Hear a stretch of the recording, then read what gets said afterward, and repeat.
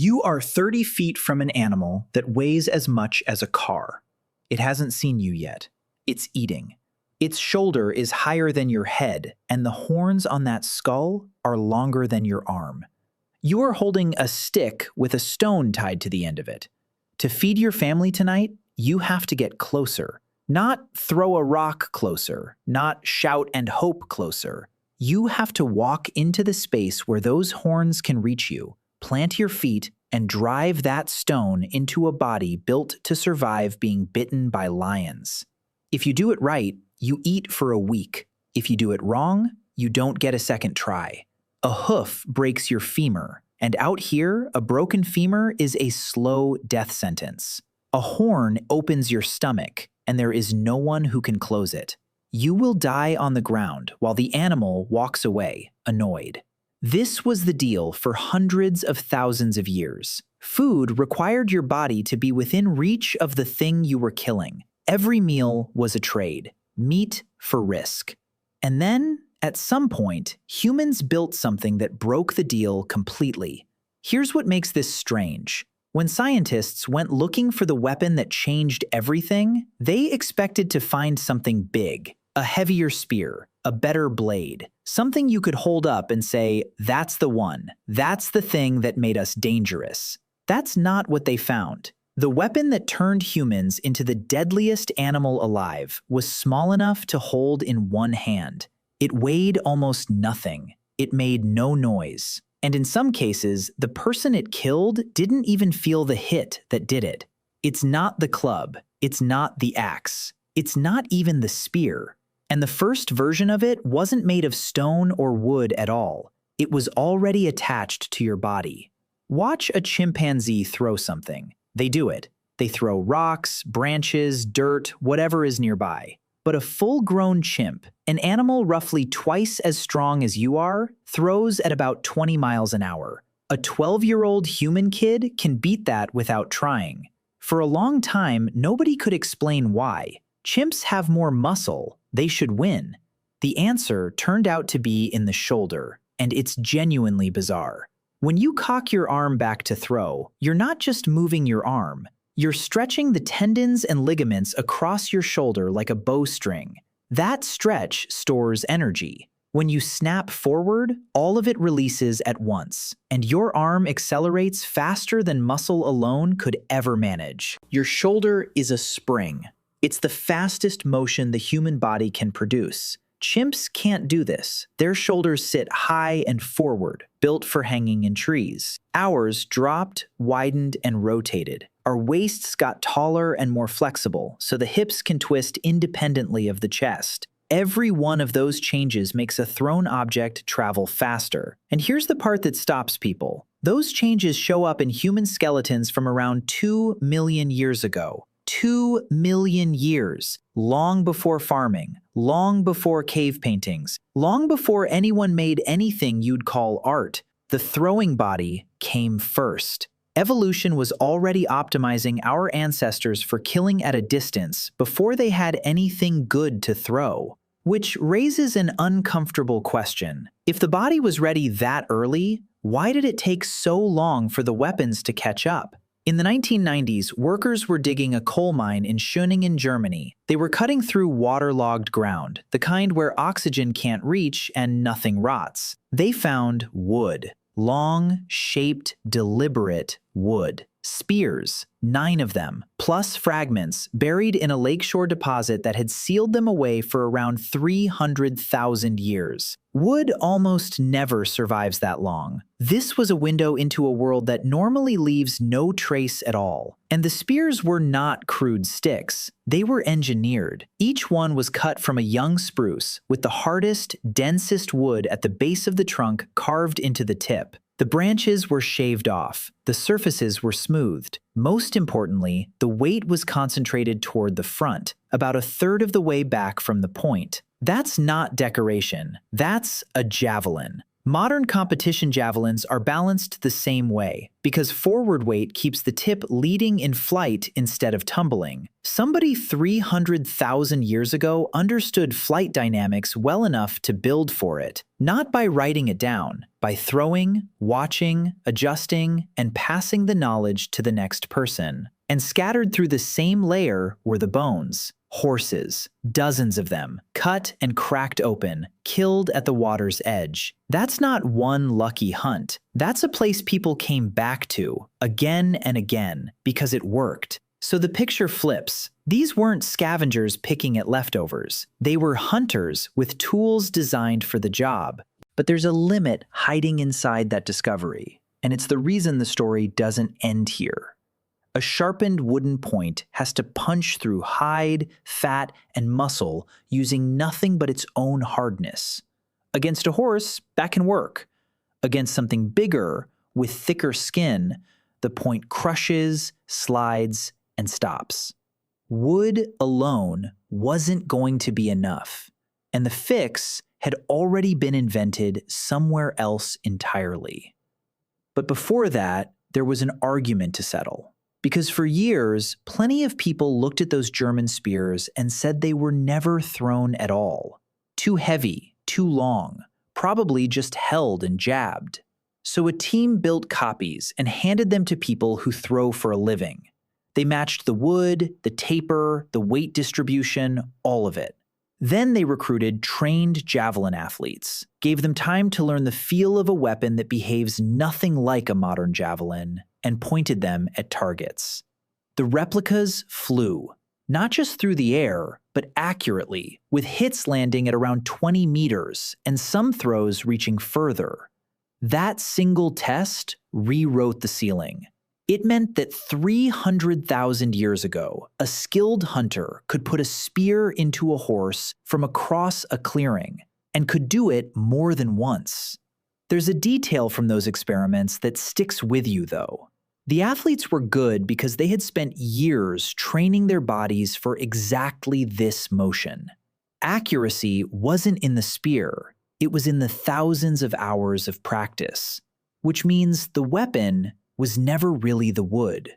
The weapon was a person who had thrown that thing every day since childhood, and a group willing to feed them while they learned.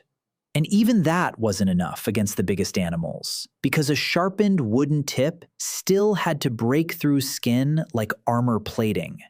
At a site called Kathu Pan in South Africa, researchers pulled stone points out of ground that dates to roughly 500,000 years ago. They looked at the damage on them under magnification, and the pattern was specific. Not the wear you get from cutting, not the chipping you get from scraping a hide. These points had fractures that spread out from the tip in a way that only happens on impact, when a hard edge slams into something and stops fast. Then they compared the shape of the bases, narrowed, trimmed, shaped to sit inside a split shaft. These stone points were tied to spears, 500,000 years ago. Sit with the timeline for a second, because it's genuinely strange. The stone tip is older than the famous German spears by 200,000 years. The upgrade came before the weapon it upgraded. Different groups, different continents, solving different halves of the same problem, with no way to talk to each other. And attaching stone to wood is harder than it sounds. Tie a rock to a stick with plant fiber and the first impact rips it loose. You need glue. Neanderthals solved that with birch bark. You heat the bark without letting it burn in a low oxygen space, and it sweats out a black tar that hardens like resin. Get the temperature wrong and you get ash. Get it right and you get an adhesive strong enough to hold a stone point through a kill. That's a multi-step chemical process, memorized, with no writing and no way to see inside the fire. So now the spear has a stone head, it punches deeper, and it does something a sharpened stick can't do at all, which is where the killing actually starts to change. Here's a thing most people get wrong about ancient weapons. They assume a spear kills by knocking something down, by force, by the impact itself. It doesn't. Almost nothing dies from being hit by a spear. Things die from what happens after. A sharpened wooden point pushes tissue aside. It makes a narrow hole that muscle can clamp shut around. The animal bleeds, but slowly, and it runs, and often it lives. A stone edge does something different. Stone flakes to an edge finer than surgical steel, thin enough that it slices cell walls apart instead of tearing them. A stone-tipped spear doesn't just make a hole. It opens a wide cut through everything in its path, and it keeps that cut open. Blood vessels that would have pinched closed stay severed. Lungs fill. Pressure drops. The animal doesn't fall down because it was hit. It falls down because in the next few minutes, its body runs out of blood to circulate. That changes what a hunter has to do. You no longer have to win a fight. You have to land one good cut and then be patient. And patience is something humans are freakishly good at. Follow the blood. Read the tracks. Wait while the animal's own body finishes the job you started. That is the moment hunting stops being a wrestling match and starts being a process.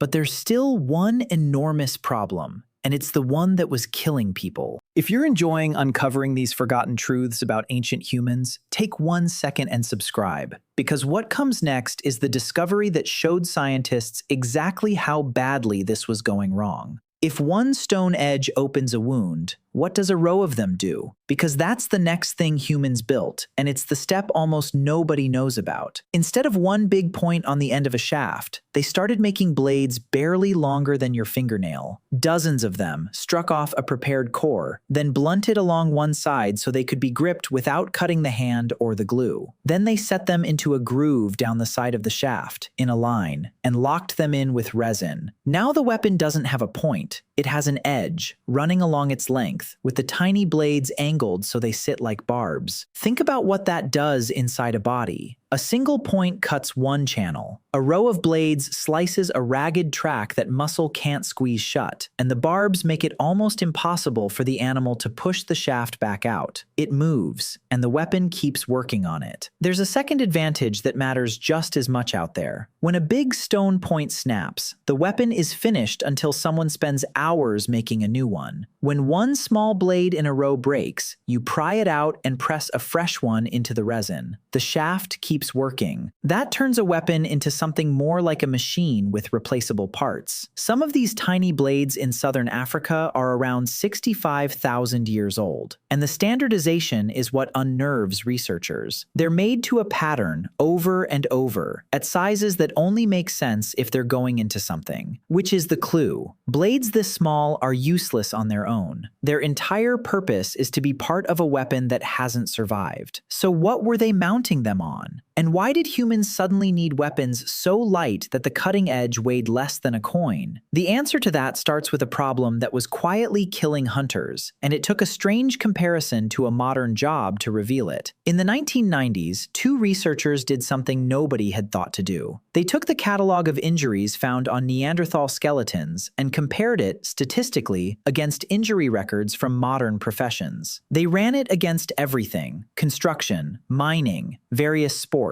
One profession matched almost perfectly: rodeo riders. Not because Neanderthals rode anything, because of where the injuries were. On both groups, the damage clustered high on the body: head, neck, upper arms and shoulders, broken ribs, fractured collarbones, the signature of being hit by something large at close range that decided to fight back. Neanderthal skeletons are covered in this. Healed fractures on top of healed fractures, bones that broke, knit crooked, and broke again.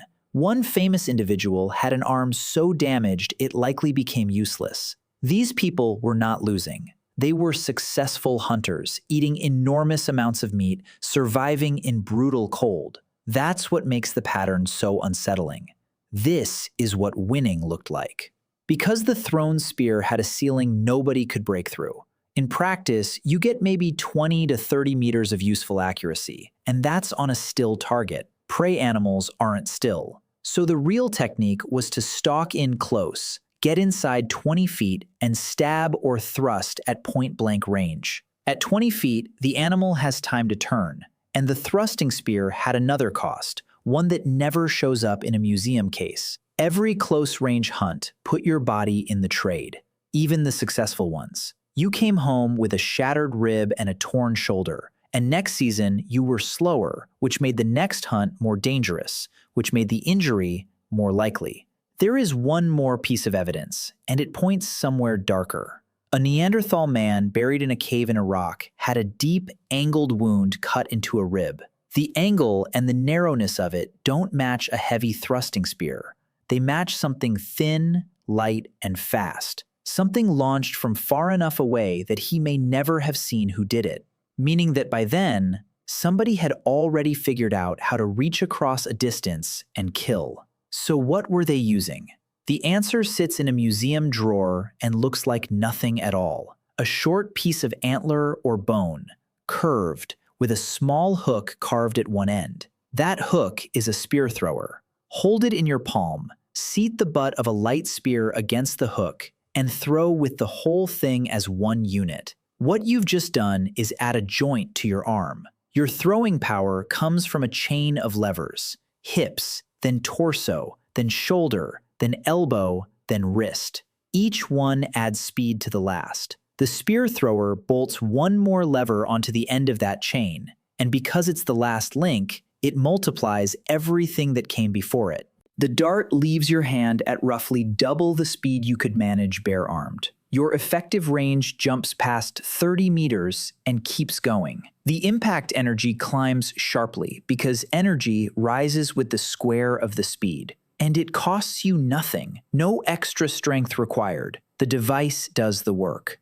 The clearest surviving examples come from Ice Age Europe, carved from antler around 17,000 years ago. And some of them are decorated with animals so precisely observed you can identify the species. A tool that lethal, and they still made it beautiful. But the spear thrower has a flaw, and if you've ever tried one, you know it immediately. The throwing motion is huge. You have to stand up. You have to swing your arm over your head. Your whole silhouette moves against the sky. In open grassland with a herd watching for movement, that's the difference between a hit and a stampede. And you carry darts as long as your body, which means you carry very few. So the range problem is half solved. Distance went up, concealment went down. To fix both at once, someone had to find a way to store energy outside the human body entirely and release it without moving at all. This is the weapon. Take a stave of springy wood, bend it, and hold that bend with a string. The wood fights back the whole time, and every bit of that fight is stored energy sitting there, waiting. Now let go. The limbs snap straight in a fraction of a second and dump everything into a shaft that's barely heavier than a pencil. It leaves faster than your arm could ever throw it. The bow is not a stronger version of throwing. It's a completely different idea. Your muscles do the work slowly, over a couple of seconds, and the wood releases it all at once. You are, in effect, storing your strength and then spending it faster than your body can.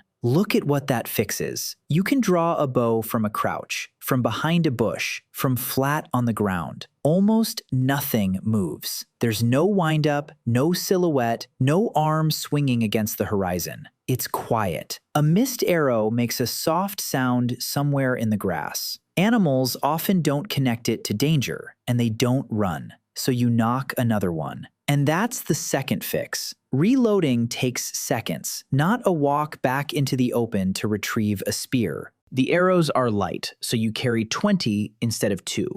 And drawing a bow is a technique, not a feat of strength. A thin person can use one. An old person can use one. A child can use one. Actual bows are wood, so they rot, and the oldest surviving ones are only around 10,000 years old. But the arrowheads outlive the bows by a lot. In a South African cave called Sibudu, researchers found tiny stone points dating back roughly 64,000 years. They're too small and too light for a hand-thrown spear, which needs mass to fly true. They carry impact damage on the tips and traces of glue and binding at the base. Similar tiny points turn up in a rock shelter in Sri Lanka from about 48,000 years ago, used on fast forest animals in dense cover, where you can't throw anything at all. The bow is very old, and it's spread everywhere, but it has one weakness, and it's the one that decides this entire story. An arrow is light. Light means it doesn't penetrate deep. Shoot a 2,000-pound animal with a pencil-sized shaft and you have annoyed it, not killed it. So how did a weapon that can't punch through a big animal become the deadliest thing on Earth? Before that, there's one part of the arrow nobody thinks about, and without it, the whole thing is useless. An arrow is the hardest thing in this entire story to build, and the stone tip is the easy part. Try launching a thin shaft with that much force behind it.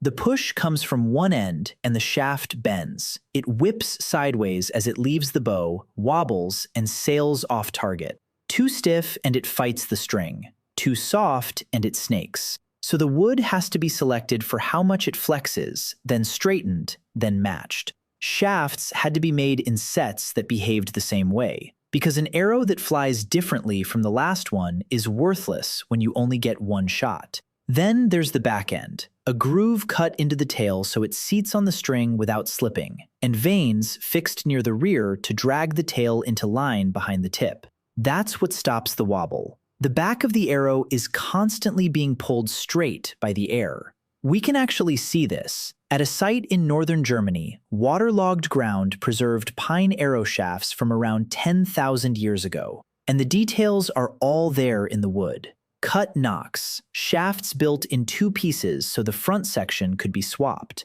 Marks near the tail where something was bound on. That's a finished product, not an experiment, which tells you the design had been refined for a very long time before those particular arrows were dropped in the mud. So the system is complete. Stored energy, silent release, replaceable cutting edges, a shaft engineered to fly straight, and it still couldn't kill anything big. That gap is where the real weapon was hiding, because the arrow was never supposed to do the killing.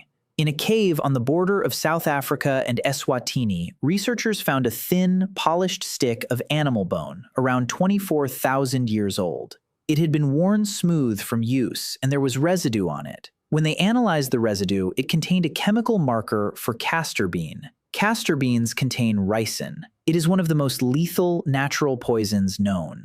The stick is an applicator, something you dip and wipe along a shaft. And in the Kalahari, hunters were still doing a version of this within living memory. They dig up the larvae of a specific beetle, squeeze the contents out, and work it into the arrow just behind the point, deliberately leaving the very tip clean so they don't scratch themselves while handling it. That last detail tells you everything about how dangerous the substance is. The poison doesn't drop the animal on the spot. It works over hours, sometimes over a day or more. So the hunt becomes something else entirely. You put one small arrow into a giraffe or an eland, and then you walk. You read the tracks, follow the drift of the herd, sleep, and keep walking. Eventually, you find the animal down. You did not overpower it. You did not outrun it. You infected it and outweighted it. That's the completed weapon. Not the bow by itself, and not the point by itself. A silent delivery system that puts a chemical inside a body from 50 meters away, and then a tracking skill that collects the result whenever it's ready. Every part of the ancient trade is gone. No reach, no risk, no strength contest, no wrestling with something bigger than you. The hunter never enters the fight. There's one more habit that shows how well they understood what they'd built. When the animal is butchered, the flesh around the wound is cut away and thrown out. The rest is safe to eat. They knew exactly how far the poison traveled through a body, and they trusted that knowledge with their own meals. So the weapon is finished. Now look at what it did. Around 13,000 years ago, groups spreading through North America were making a stone point you can recognize instantly. Long, leaf-shaped, and flaked along the base so a channel runs up the middle of it, which let it sit deep and tight in a split shaft. They turn up across the continent, made to the same design in a stunningly short span of time. And at several sites, they turn up inside the rib cages of mammoths. At a handful of locations in the American Southwest, excavators found these points scattered among the bones of individual animals, along with the tools used to butcher them. Not a whole herd, single animals, killed and taken apart where they fell. Now hold that against the timeline. Within a few thousand years of humans arriving, most of the largest animals in the Americas were gone. Mammoths, mastodons, ground sloths bigger than a bear, horses and camels native to that continent wiped out there entirely. Scientists still argue hard about how much of that was people and how much was a shifting climate at the end of the Ice Age. And the honest answer is that both were happening at once. But the same pattern repeats on continent after continent, and the timing keeps lining up with human arrival, not with the weather. Here's what makes it chilling rather than just sad. These animals had no instinct for us. Nothing in their evolutionary history taught them to fear a small, slow, two-legged shape standing at a distance doing nothing threatening. By the time they learned, the lesson was useless. That's the true measure of the weapon. It didn't just win fights. It removed species that had survived everything else the planet had thrown at them for millions of years. And the moment that becomes true of animals, it becomes true of people. In the Nile Valley, in a cemetery excavated at Jebel Sahaba, archaeologists uncovered dozens of bodies from around 13,000 years ago. Men, women, and children. Embedded in and around the bones were stone flakes and points. Some bodies had dozens of them. Re-examinations found healed injuries as well as fatal ones, meaning some of these people had survived earlier attacks and then died in a later one. It is one of the oldest known records of organized, repeated human violence. And the weapon leaving the marks is the projectile. At Nadaruk, on the edge of a lake in Kenya, another group was found from roughly 10,000 years ago. Their skeletons show crushed skulls and obsidian points lodged in bone. Obsidian isn't local to that spot, which means the weapons were carried in. This wasn't a fight that broke out. It was a group that traveled somewhere to do this. And then there's the most famous case of all. A man frozen into a glacier in the Alps, roughly 5,300 years ago. For years, everyone assumed he died of exposure. Then, a scan found a stone arrowhead buried in his left shoulder, fired from behind and below. It had torn a major artery. He bled out in minutes. There are defensive cuts on his hand from a fight days earlier, and somebody had pulled the arrow shaft out and left the head inside him. He never saw it coming. That's the whole point. Think about what the bow did to human conflict. Before it, killing another person meant getting close, and getting close meant they could hurt you back. Strength mattered. Nerve mattered. Being willing to die mattered. The bow deleted all of that. It made killing cheap. A stranger at 50 meters can end you, and there is nothing you can do about it, and they can be gone before anyone knows they were there. You can't negotiate with a distance. You can't intimidate it. You can't out-muscle it. And it changed what a group had to fear. A camp can post guards against a predator because a predator has to come to you. It can't post a guard against a line of people in the tree line who never step out of it. That's the shift buried in those cemeteries. Violence stopped being an argument that got out of hand and became something you could plan, carry out, and survive. So, what was the deadliest weapon ancient humans ever made? It wasn't the biggest thing they built. It was the bow and the poisoned arrow. And the reason is not the damage it does. It's the risk it removes. Every weapon before it charged the user a price. The thrusting spear cost you broken ribs and a shattered shoulder. Even the spear thrower cost you your cover. The bow charged nothing. It let one person of any size kill from a place of total safety, silently, repeatedly, and then walk away. That's the invention, not the arrowhead. The idea that you can take a life without putting your own into the trade. And once that idea existed, nobody ever gave it up.